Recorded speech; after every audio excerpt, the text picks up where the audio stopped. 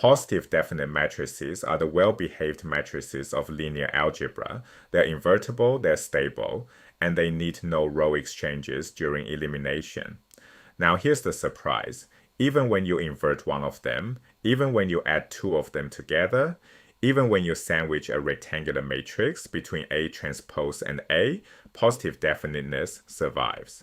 That gives us three closure properties, and together they power the method of least squares. A symmetric matrix. A is positive definite when any one of these four conditions holds. First, all of its eigenvalues are positive. Second, all of its pivots are positive.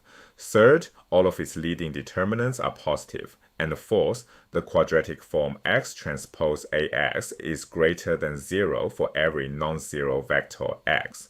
These four tests are mathematically equivalent, but in practice they're not interchangeable. Which one you reach for depends on what you already know about the matrix.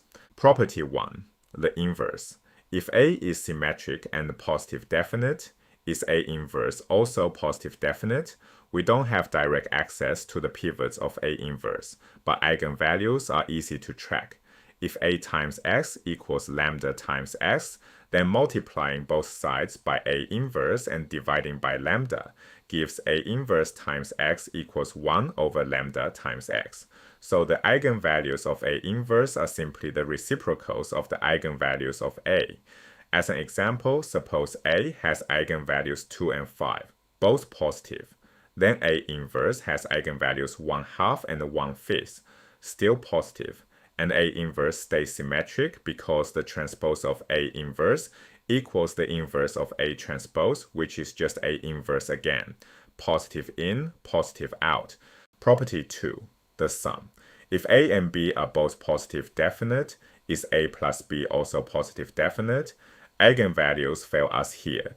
The eigenvalues of A plus B are not simply the sums of the eigenvalues of A and B. That only holds when the two matrices share eigenvectors. So we switch tools and use the quadratic form instead. Consider x transpose times the quantity A plus B times x. By linearity, this splits into x transpose AX plus x transpose BX. Since A is positive definite, x transpose AX is greater than 0 for any non-zero x. Since B is positive definite, x transpose BX is also greater than 0. Adding two positive numbers gives a positive number, so A plus B is positive definite. Let's verify with a concrete example. Take A equal to the diagonal matrix with 2 and 3 on the diagonal. B equal to the matrix with rows 1, 1 and 1, 2, and x equal to the column vector 1, 1. Then x transpose AX equals 2 plus 3, which is 5. X transpose BX equals 1 plus 1 plus 1 plus 2, which is also 5. The sum is 10, which is positive, confirming the result. Now let's break symmetry entirely. Let A be a rectangular n by n matrix, not symmetric and possibly not even square. Now form the product A transpose times A. Notice two beautiful things happen automatically. First, this product is n by n and square. A transpose is n by m, A is n by n, so their product is n by n. Second is automatically symmetric. Watch, the transpose of A transpose A equals A transpose times the transpose of A transpose, which simplifies to A transpose times A again. So symmetry comes for free, no assumptions needed. The real question now is, when is A transpose A positive definite? The answer hinges on one beautiful identity that converts the quadratic form into a length. Here is the key identity. X transpose AX equals the quantity AX transpose times AX, which equals the square length of AX. That's a scalar, and it is always greater than or equal to 0. So A transpose A is, at the very least, positive semi-definite. Let's run a concrete check. Take A to be the 3 by 2 matrix with rows 1, 0, 0, 1, and a 1, 1. Let X be the column 1, 2. Then AX equals 1, 2, 3. Its squared norm is 1 plus 4 plus 9, which is 14. Now compute A transpose A directly. A transpose is 2 by 3, and the multiplying gives the 2 by 2 matrix with rows 2, 1, and 1, 2. Finally, X transpose AX works out to 14 as well. Both sides match, the identity holds. Semi-definite means greater than or equal to 0.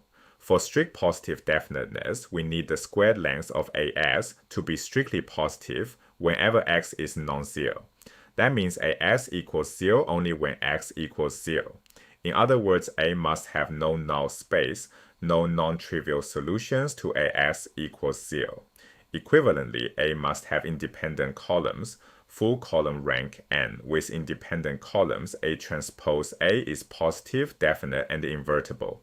With dependent columns, some non-zero S sends AX to 0, the square norm collapses, and A transpose A is only positive semi-definite, it's singular with determinant 0.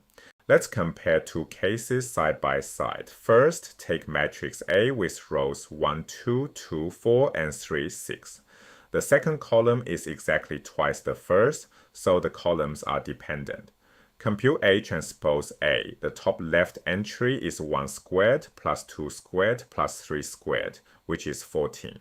The off-diagonal entry is 1 times 2 plus 2 times 4 plus 3 times 6, which is 28.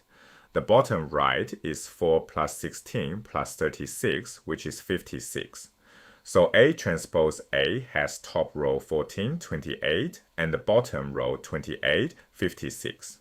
Its determinant is 14 times 56 minus 28 squared. That is 784 minus 784 equals 0. The matrix is singular, only positive semi-definite. Now contrast with A, having columns 1, 0, and 0, 1, the 2 by 2 identity. These columns are independent.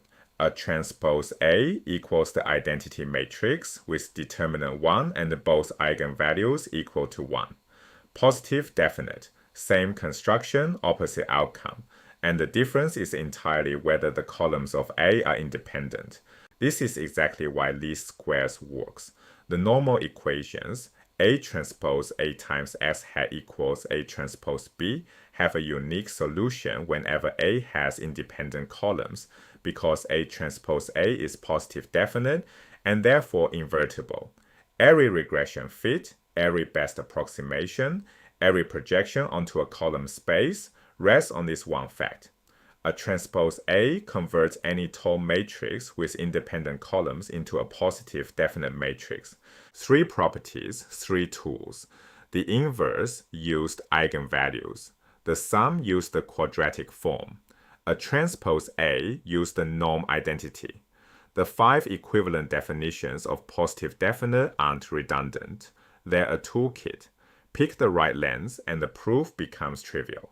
The payoff, stable pivots, no row exchanges, and the foundation of least squares and optimization.